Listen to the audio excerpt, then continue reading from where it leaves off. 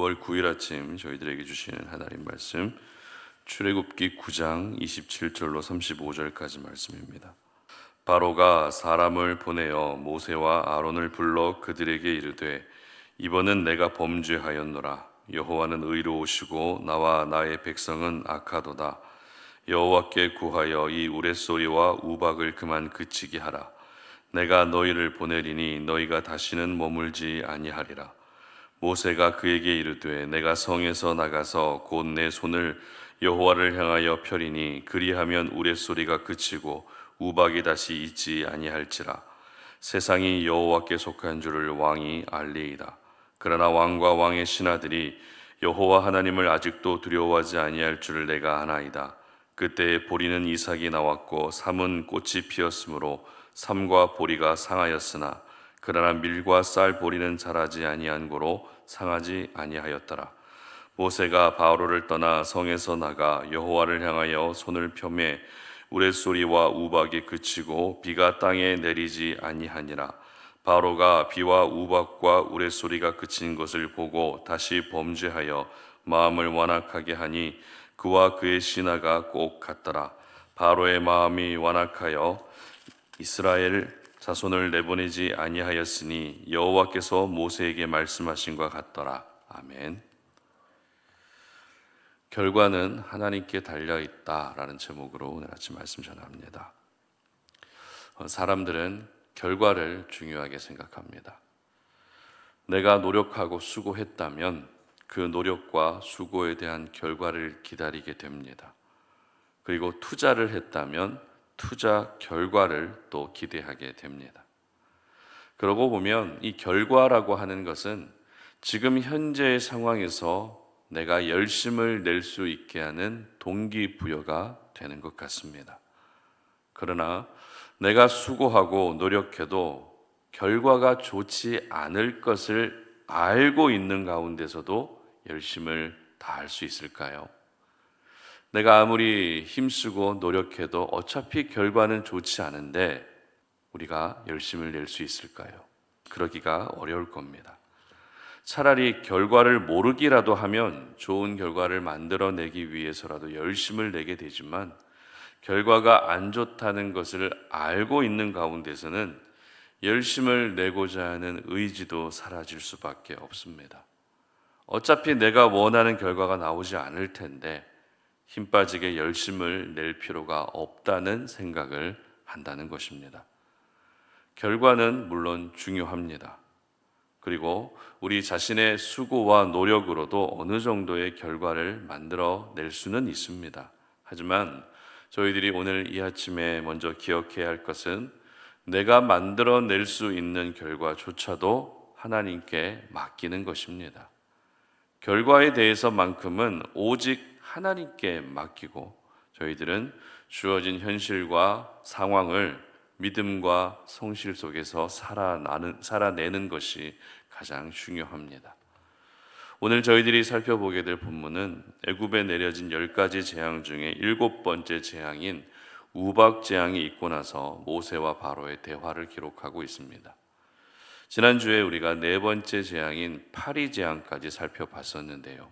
그리고 그 후로 5번째 재앙은 전염병으로 가축이 죽는 재앙이었고 6번째 재앙은 악성 종기가 사람과 가축들에게 생기는 재앙이었습니다. 참고로 이 5번째 재앙은 소와 말과 양과 같은 짐승, 가축을 신격화해서 섬기는 애굽의 우상 문화를 짐승을 죽임으로써 짐승은 절대 신이 될 수 없다라는 것을 보여준 그런 재앙이었습니다. 그리고 6번째 재앙인 악성 종기 재앙은 이 질병과 전염병을 막아준다고 생각했던 신은 아무런 능력이 없다는 것을 보여준 재앙이었습니다.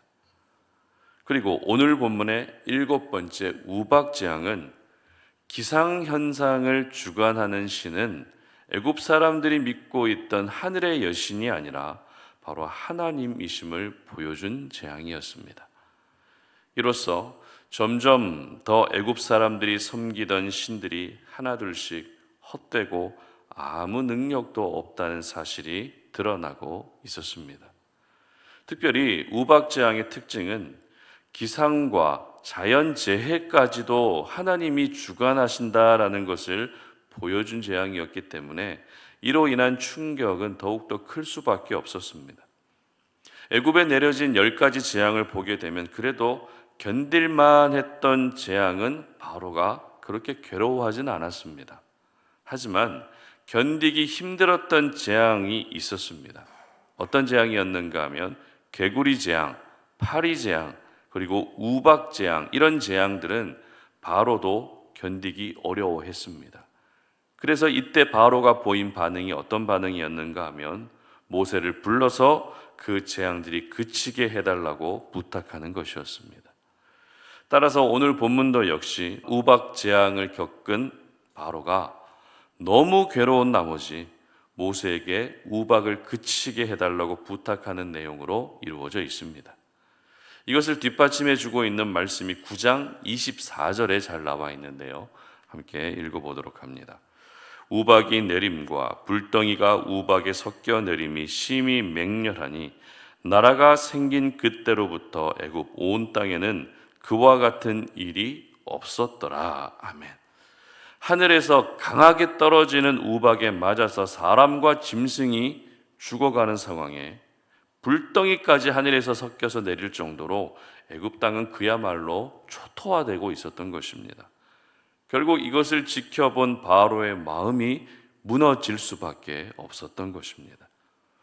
그런데 참 흥미로운 것은 재앙을 그치게 해달라는 바로의 부탁을 듣고 보인 모세의 반응입니다. 30절 보시기 바랍니다. 그러나 왕과 왕의 신하들이 여호와 하나님을 아직도 두려워하지 아니할 줄을 내가 아나이다. 어떤 반응을 보이고 있죠? 일단 바로의 부탁대로 우박을 그치게 해주겠다고 합니다. 그런데 우박이 그쳐도 바로는 여전히 하나님을 두려워하지 않을 것이라고 모세는 알고 있었다는 것입니다. 이미 살펴본 개구리 재앙과 파리 재앙 때는 모세가 이렇게까지 반응하지는 않았습니다. 그저 바로가 부탁하는 대로 특별한 이야기 없이 개구리와 파리를 모두 사라지게 해주었지만 결과는 어떻습니까? 바로의 완악함이었습니다. 재앙 때문에 괴로워할 때는 언제고 재앙이 사라지게 해주었더니 다시 기고만장해졌다는 것입니다. 그러나 이번에는 달랐습니다. 사실 모세 입장에서는 이미 2번을 속은 것이기 때문에 바로의 속을 훤히 들여다보고 있었을 겁니다. 그래서 우박이 멈춰도 바로 당신은 하나님을 두려워하지 않을 것이다 라고 그 속을 꿰뚫는 말을 했던 것입니다. 그런데 쉽게 생각해서 바로의 마음이 하나님께 돌이키지 않을 것이라고 알고 있는데 굳이 우박을 멈추어 주시기를 기도할 필요가 있었을까요? 우박이 멈춰도 모세가 원하는 결과가 나오지 않는데 굳이 바로의 부탁을 들어줄 필요가 있었을까요? 그렇게까지 할 필요가 없다는 생각이 자연스럽게 든다는 것입니다. 그러나 모세는 원하는 결과가 나오지 않아도 바로의 요청대로 우박을 멈추어 주시기를 기도합니다. 왜 그랬을까요? 이유는 우박을 내리신 분이 하나님이시라면 그 우박을 멈추게 하실 수 있는 분도 하나님이심을 나타내 보이기 위해서였습니다. 지금 모세에게 중요한 것은 바로의 마음이 돌아서는 것도 중요했지만 일단 바로의 마음은 처음부터 하나님이 완강하게 하셨기 때문에 그 결과에 대해서는 하나님께 맡기고 있었습니다. 그저 모세는 지금 자리에서 할 수 있는 것, 바로 애굽에 널려 있는 여러 신들과 비교할 수 없는 하나님의 전능하심을 나타내 보이는 것을 가장 중요하게 여기고 있었던 것입니다. 그렇습니다. 내가 원하는 결과가 나오지 않아도 우리는 내가 있는 그곳에서 하나님의 하나님 되심을 나타낼 수 있어야 됩니다. 내가 원하는 결과가 기다리고 있지 않아도 나를 통해서 하나님의 성품과 하나님의 형상이 다른 이들에게 분명하게 보여질 수 있게 해야 한다는 것입니다.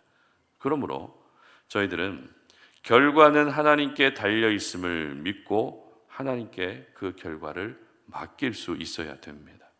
내 힘으로 결과를 만들어낼 수 있는 것이 아니라 하나님이 허락해 주셔야 결과가 따라오는 것입니다. 그렇다고 해서 아무것도 하지 말고 가만히 있으라는 말은 아닙니다.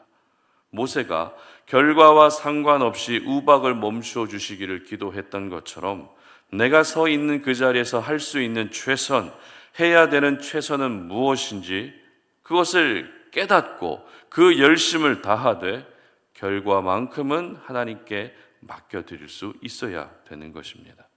따라서 내가 원하는 결과가 나오지 않아도 그 결과는 하나님이 허락하신 결과입니다. 하나님이 허락하신 결과이기 때문에 그 결과가 곧 하나님의 뜻입니다.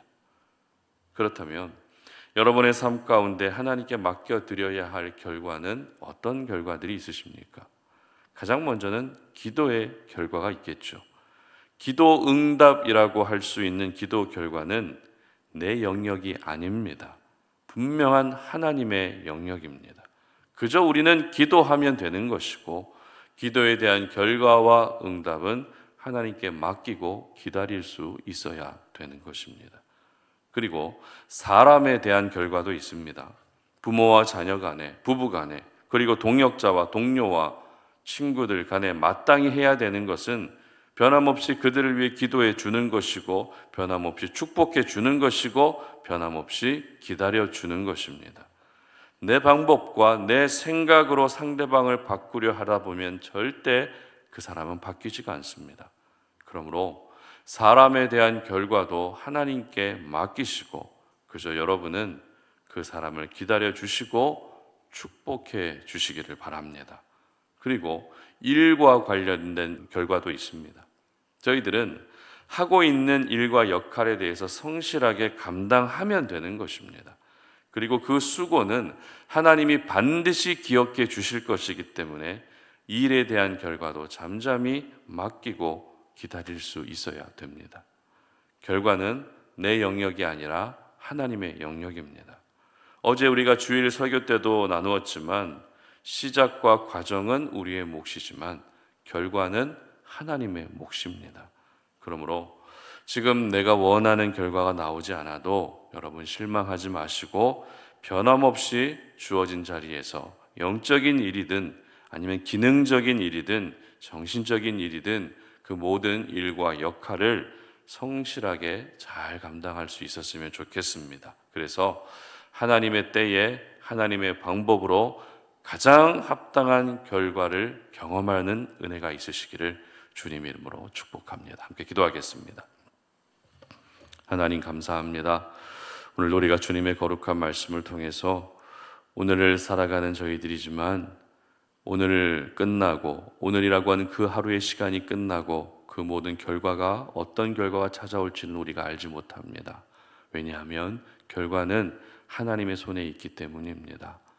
그러므로 우리는 주어진 현실 속에서 맡겨진 역할을 잘 감당하게 하시되 모든 결과는 하나님께 맡겨드릴 수 있는 저희들이 될 수 있도록 도와주시옵소서. 비록 좋지 않은 결과가 기다리고 있다 할지라도 내가 원하는 결과가 기다리고 있지 않다 할지라도 우리는 묵묵히 우리의 역할을 잘 감당하게 하시고 그럴 때에 하나님께서 최선의 것으로 가장 좋은 것으로 허락해 주시는 아름다운 결과와 열매와 결실을 경험할 수 있는 저희들 되게 하여 주시옵소서. 감사드리며 예수님의 이름으로 기도드립니다.